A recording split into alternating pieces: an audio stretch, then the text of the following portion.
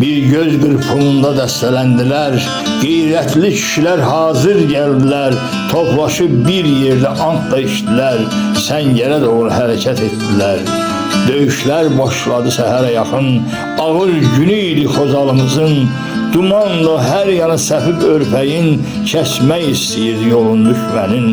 Qüvvələr nisbəti çox böyük idi, Sovet əskərləri onlarla idi. Komandir bunları gözəl bilirdi, vaxtı itirmədən qərara gəldi, yenidən kənd əhlini yığıb bir yerə müraciət etdi onlara belə.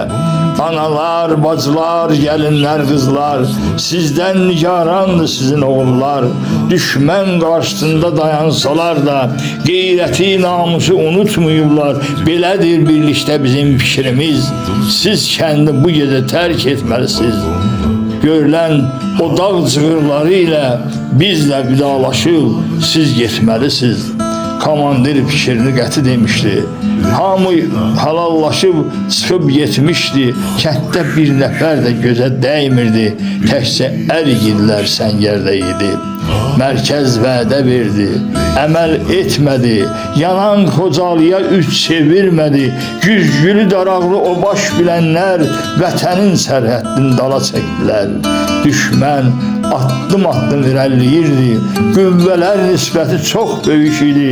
Buna baxmayaraq igid əskərlər yığışıb bir yerə belə dedilər. Şəhid qanı ilə sulandı torpaq, düşməndən qisası biz gərək alaq.